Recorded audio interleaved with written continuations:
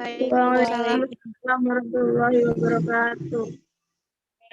A'udzubillahi minasyaitonirrajim. Bismillahirrahmanirrahim. Ya ayyuhalladzina amanu hal adullukum ala tijarah tunjikum min azabin alim tu'minuna billahi wa rasulihi wa tujahiduna fi sabilillah bi amwalikum wa anfusikum zalikum khairul lakum in kuntum ta'lamun. Shadaqallahul azim. Pertama-tama marilah kita ucapkan puji syukur atas kehadirat Allah Subhanahu wa taala di mana kita masih bisa melanjutkan pembelajaran daring kita dan tidak lupa pula sholawat berangkaian salam kita hadiahkan kepada junjungan kita Nabi Muhammad SAW. Baiklah yang kami hormati Bapak SNM selaku dosen pengampu dan kami ucapkan terima kasih kepada teman-teman yang sudah berpartisipasi pada presentasi kali ini. Baiklah. Pertama, akan mengupas materi yang terkait dengan pendidikan dan pelatihan. Sebelumnya perkenalkan, kami ada 4 orang, di mana saya Juliana Putri dan rekan-rekan saya. Saya Hoirunisa. Saya Asniani Nirangkuti.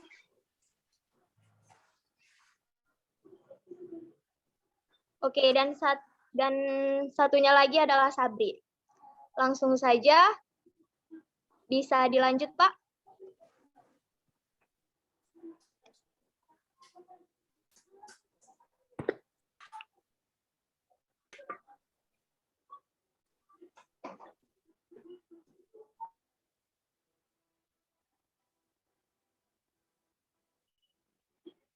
Oke, yang pertama kita bahas itu apa sih pentingnya pendidikan dan pelatihan sumber daya manusia di dalam suatu organisasi atau perusahaan. Nah, teman-teman, ada beberapa alasan yang mendasari kenapa pendidikan dan pelatihan itu perlu dilakukan. Hal ini tidak lain untuk meningkatkan kompetensi dari sumber daya manusia yang ada di organisasi itu sendiri. Dan pada akhirnya apa? Dengan meningkatnya kompetensi, maka hal ini juga akan meningkatkan kinerja dari sumber daya manusia yang ada di organisasi itu. Kemudian, apa sih yang menjadi indikator dari kompetensi itu gitu kan? Misalnya, apa sih yang akan ditingkatkan dengan diadakannya pelatihan dan pendidikan ini? Ada 4 indikator.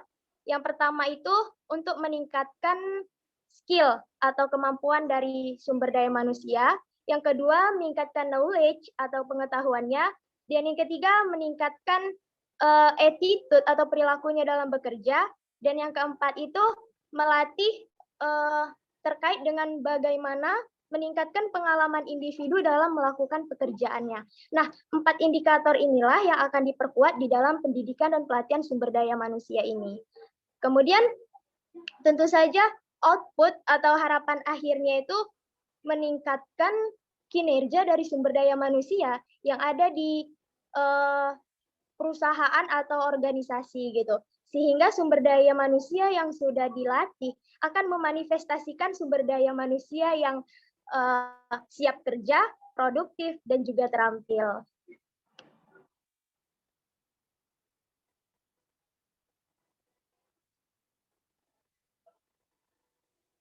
Pak, ini slide-nya kayaknya salah lah, Pak. Iya, dia baca nggak sesuai slide. Nggak apa-apa, lanjut. Untuk siapa selanjutnya membaca? Seharusnya kan sebelumnya itu ada pengertian dari pendidikan dan pelatihan ya, Pak. Saya jelaskan aja tanpa PPT ya, Pak. Ya, jelaskan saja.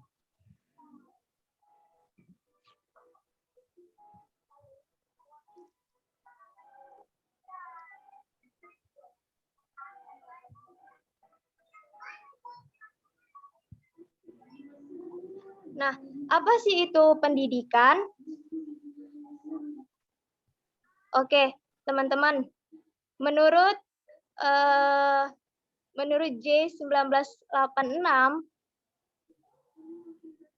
dia menyatakan bahwa pendidikan itu adalah sebuah proses memperluas kepedulian dan keberadaan seseorang menjadi dirinya sendiri, atau proses mendefinisikan keberadaan diri di tengah-tengah lingkungannya. Jadi maksudnya itu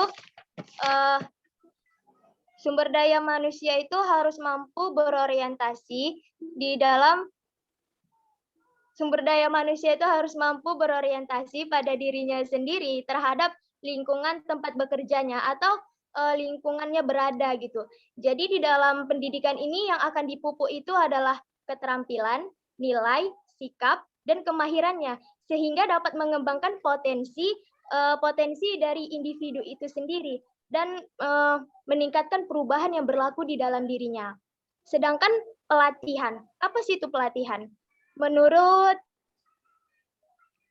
Niti Semito, pelatihan itu adalah suatu kegiatan untuk memperbaiki dan mengembangkan sikap, tingkah laku keterampilan, dan pengetahuan dari karyawannya sesuai dengan keinginan perusahaan. Nah, teman-teman kan kalau misalnya kita melamar kerja, pasti ada yang namanya masa training kan. Nah, di masa training inilah sumber daya manusia dites dulu sebelum bekerja. Kalau cocok atau sesuai dengan keinginan atau standar perusahaan, barulah bisa diterima, kan begitu. Jadi di dalam pelatihan ini yang lebih ditekankan itu adalah keterampilan teknisnya. Misalnya gimana? Misalnya begini, misalnya kita ingin meningkatkan produksi pembuatan A, misalkan kan. Nah, maka akan difokuskan pelatihan-pelatihan terhadap karyawan-karyawan yang terlibat di dalam pembuatan produk A tersebut. Jadi pelatihan itu langsung diberikan kepada karyawan. Nah, kita lanjut ke tujuan. Di dalam tujuan pendidikan pelatihan ini ada 4. Yang pertama, untuk meningkatkan dan melatih sikap sumber daya manusia dalam bekerja. Yang kedua, melatih dan meningkatkan keterampilan dari sumber daya manusia itu. Dan yang ketiga, meningkatkan motivasi dan semangat terhadap sumber daya manusia itu. Dan yang keempat, meningkatkan pengetahuan dari sumber daya manusia. Baiklah, presentasi selanjutnya akan dilanjutkan dengan rekan saya, Sabri. Dipersilakan. Yang ada saja. Sabri kayaknya lagi buang air besar itu. Oke, akan dilanjutkan oleh Asni.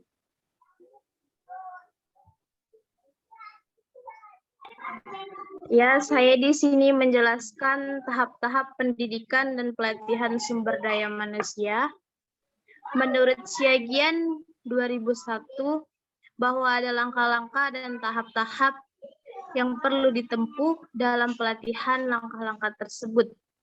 Yang pertama itu adalah penentuan kebutuhan analisis, yang harus mampu diagnosa paling sedikit 2 hal, yaitu masalah-masalah yang kita hadapi sekarang dan bagaimana tantangan baru yang diperkirakan akan timbul di masa depan. Yang kedua itu adalah penentuan sasaran. Itu bersifat teknikal, akan tetapi dapat pula menyangkut keperilakuan. Dan yang ketiga itu adalah penetapan programan. Itu bersifat pelatihan ditentukan paling sedikit oleh 2 faktor, yaitu analisis penentuan kebutuhan dan sasaran yang hendak dicapai. Dan yang keempat itu ada identifikasi prinsip belajar yang layak dipertimbangkan untuk diterapkan terkisar pada 5 hal, yaitu partisipasi, repetisi, relevansi, pengalihan, dan umpan balik. Dan yang kelima itu adalah pelaksanaan program penyerangan. Program pelatihan ini sangat situasional sifatnya, yang artinya dengan penekanan pada perhitungan kepentingan organisasi dan kebutuhan para peserta. Dan yang terakhir adalah penilaian pelaksanaan program. Dapat dikatakan berhasil apabila dalam diri para peserta pelatihan tersebut terjadi sesuatu proses transformasi. Proses transformasi ini dapat dikatakan baik apabila terjadi 2 hal, yaitu peningkatan kemampuan dalam pelaksanaan tugas dan perubahan sikap perilaku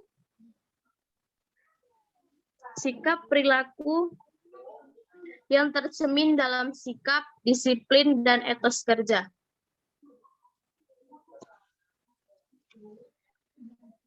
Manfaat pendidikan pelatihan sumber daya manusia itu ada 3. Yang pertama organisasi, yang kedua itu individu, dan yang ketiga itu kelompok kerja.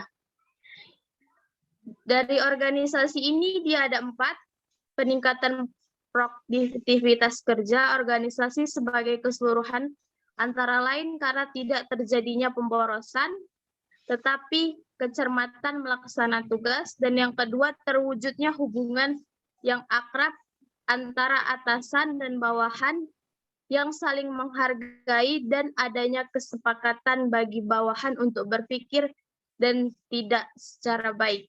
Dan yang ketiga terjadinya proses pengembalian keputusan yang lebih cepat dan tepat. Dan yang terakhir peningkatan semangat kerja keseluruhan pegawai dalam organisasi dengan komitmen organisasi yang lebih tinggi. Nah, kalau di bagian individu, yang pertama itu menolong para pegawai untuk membuat keputusan dengan baik, dan yang kedua itu meningkatkan kemampuan para pegawai menyelesaikan berbagai masalah yang dihadapinya. Yang ketiga timbulnya dorongan di dalam diri para pegawai untuk terus meningkatkan kemampuan kerjanya. Dan yang terakhir adalah peningkatan kemampuan pegawai untuk mengatasi konflik yang pengalirannya membesar rasa percaya diri. Dan kalau di bagian yang kelompok kerja, terjadinya proses komunikasi yang baik. Yang kedua, ketaatan semua pihak terhadap berbagai ketentuan yang bersifat normal, yang berlaku umum, dan tetap oleh pemerintah yang berwenang maupun yang berlaku khusus di lingkungan di seluruh pegawai. Dan yang ketiga, terjadinya iklim yang baik, pertumbuhan seluruh pegawai. Dan yang terakhir, menjadikan organisasi sebagai tempat yang lebih menyenangkan untuk bekerja.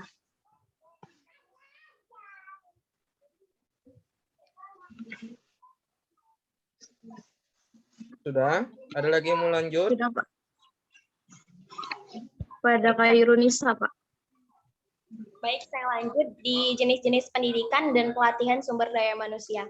Nah, untuk jenis-jenis pendidikan dan pelatihan sendiri terbagi menjadi 3, yaitu diklat kepemimpinan, diklat fungsional, dan diklat teknisi. Nah, apa itu sih diklat kepemimpinan?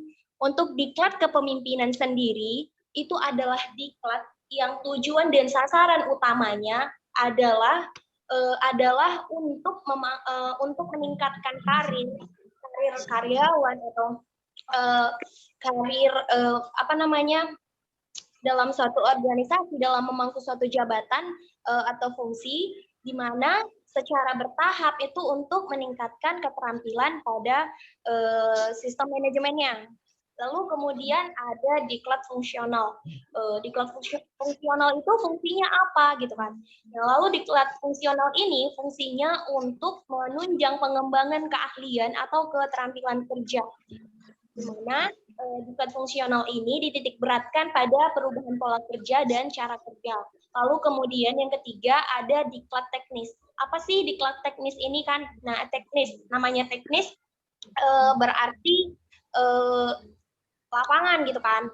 Lalu maksudnya apa? Diklat ini merupakan syarat kompetensi teknis yang diperlukan untuk pelaksanaan secara langsung. Pelaksanaan apa? Pelaksanaan dalam pencapaian tugas pegawai atau karyawan. Lalu kemudian saya akan membahas mengenai metode pendidikan dan pelatihan sumber daya manusia.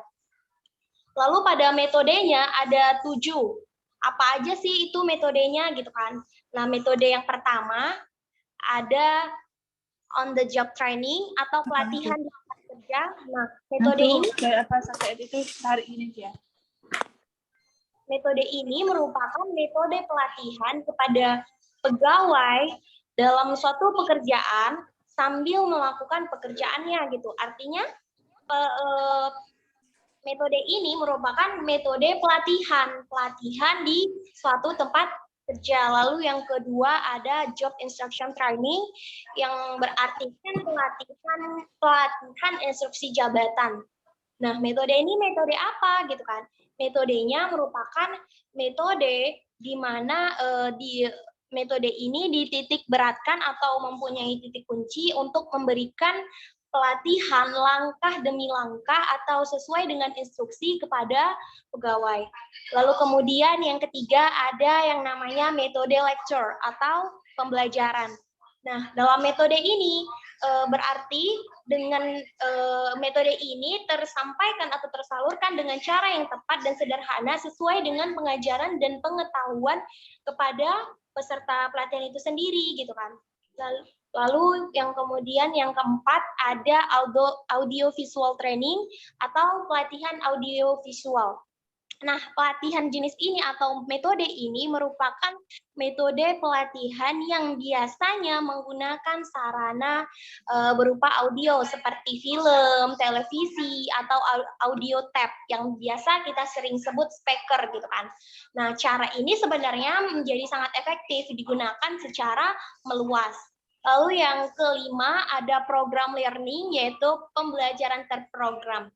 Dalam metode ini, metodenya tersampaikan atau tersalurkan secara sistematis gitu kan untuk mengajarkan keterampilan yang mencakup penyajian pertanyaan atau fakta-fakta yang memungkinkan pegawai itu memberikan sebuah tanggapan kepada memberikan sebuah umpan balik gitu.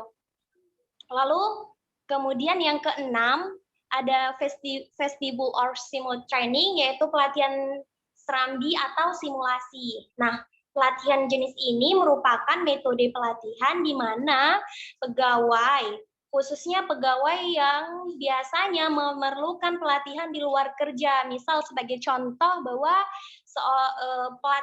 pelatihan pilot, nah dalam di pesawat gitu kan.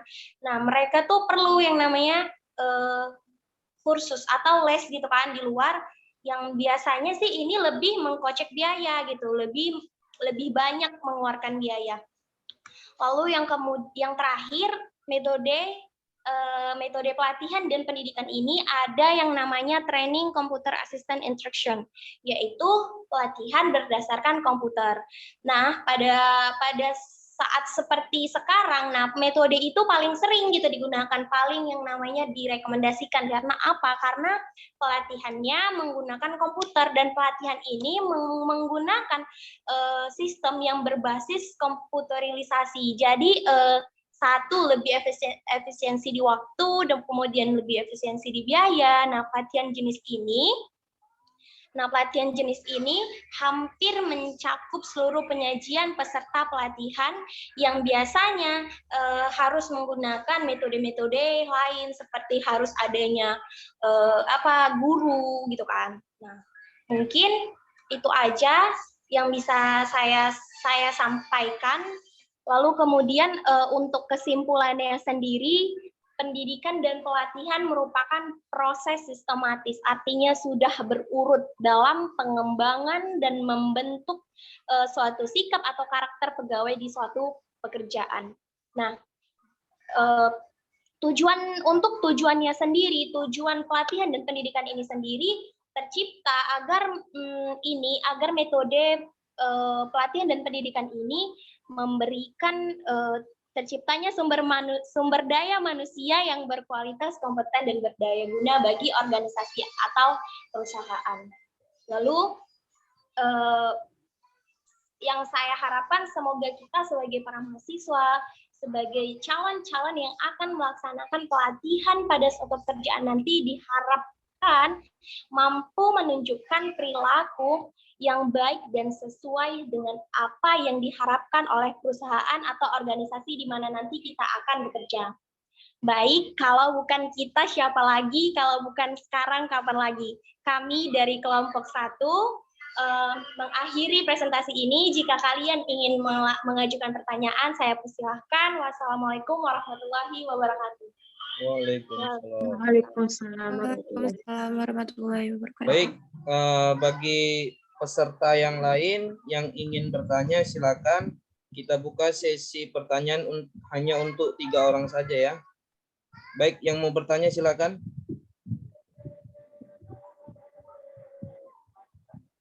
Notulen catat ya apa yang ditanya, kemudian nanti jawabannya itu juga dipahami, karena nanti untuk ujian UAS ganjil saya terkait dengan presentasi kita ini. Oke, yang mau bertanya silakan.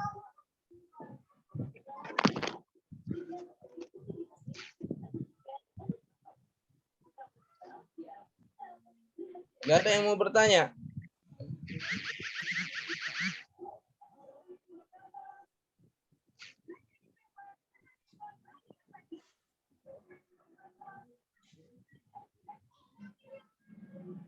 Halo? Nggak mampu kalian untuk bertanya? Apa cuman ini?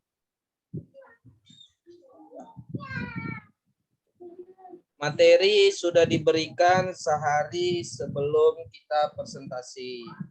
Berarti dengan tujuan itu kalian mahasiswa dituntut untuk membaca dan memahami. Jika ada yang tidak dipahami, maka di diskusi ini, di presentasi ini dapat kalian pertanyakan pertanyaan mengenai pendidikan dan pelatihan. Berarti kalau nggak ada yang bertanya, secara keseluruhan udah pintar-pintar ini. Ya. Coba siapa yang mau bertanya?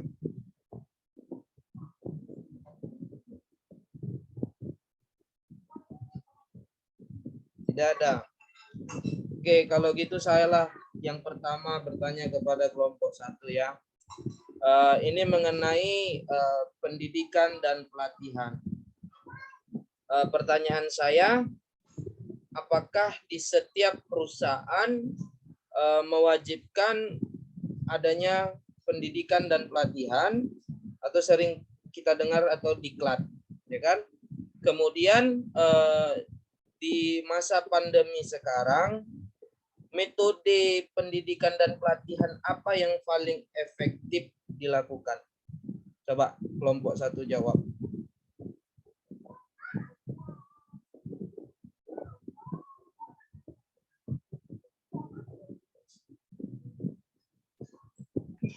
Baik, saya izin jawab pertanyaannya ya Pak ya.